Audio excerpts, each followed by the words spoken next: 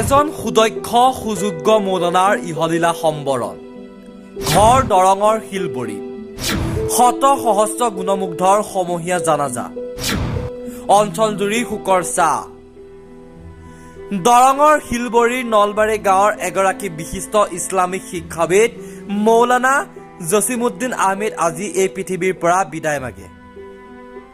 তেখেতে 1973 চনৰ পৰা মৃত্যুৰ আগদিনালৈকে বাহাৰুল উলুম শিলবৰী ইছলামিয়া মাদ্ৰাছত শিক্ষকতা কৰি আছিল। কিছুদিন ধনশ্ৰীৰ আছাফুল উলুম ইছলামিয়া মাদ্ৰাছতো শিক্ষকতা কৰিছিল। মৃত্যুৰ সময়ত এই পৃথিৱীত বহু গুণমুগ্ধক এৰি থৈ যায়। তেখেতৰ মৃত্যুত অঞ্চলজুৰি শোকৰ ছাঁ পৰিছে। তেখেতৰ জানাজাৰ নামাজ বিয়লি 3 বজাত বাহাৰুল উলুম শিলবৰী ইছলামিয়া মাদ্ৰাছা প্ৰাংগণত আদায় কৰা হয়। তেখেতৰ আত্মাৰ সদ্গতিৰ বাবে সকলোৱে দোৱা কৰে। আহক আমিও তেখেতৰ বিদেহী আত্মাৰ সদ্গতিৰ বাবে দোৱা কৰোঁ। মৌলানা জছিমুদ্দিন চাহাব তেখেতৰ ইন্তেকাল হৈছে। তেখেত শিলবৰীৰ নহয় দৰং জিলাৰ এজন বিখ্যাত উলেমা আছিলে। তেওঁক দৰং তথা অসমৰ চুকে কোণে উলেমা সমাজে চিনি পায়। তেখেত এখন বিখ্যাত বা বহুত জ্ঞানী ব্যক্তি আছিলে। তেখেতে এই শিলবৰী অঞ্চলত এই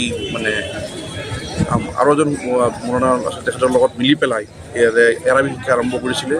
আৰু ইয়াত তেওঁৰ বৰ্তমান যিবিলাক উলেমা সমাজ শিলবৰীত আছে মেক্সিমাম তেওঁৰ ছাত্ৰ বা তেওঁৰ ছাত্ৰ তেখেতৰ অৱদান বহুতখিনি আছে শিলবৰীৰ সমাজলৈ।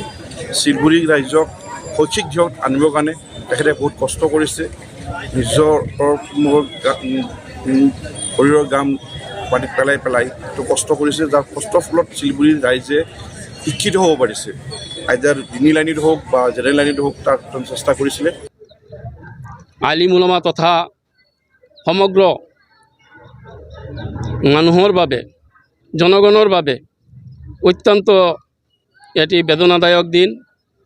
কিয়নো আমাৰ মাজত এজন আলিমে দিন আজি 1973 চনৰ পৰা এই শিলবৰী অঞ্চলত বিভিন্ন শিক্ষানুষ্ঠানত শিক্ষাদান দি আছিল, যাৰ বিনিময়ত আমাৰ এই অঞ্চল তথা গোটেই অসমত তেওঁৰ ত্যাগৰ বিনিময়ত বহুতো দক্ষ আলিম উলামাৰ সৃষ্টি হৈছে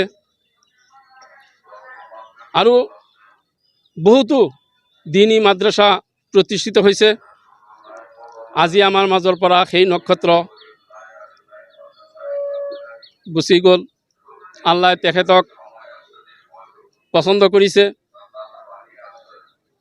তেওঁক আজি ৰাতিপুৱা 3:30 তেওঁ এই সংসাৰৰ পৰা শেষ নিশ্বাস ত্যাগ কৰিছে। ইন্না লিল্লাহি ওয়া ইন্না ইলাইহি ৰাজিউন।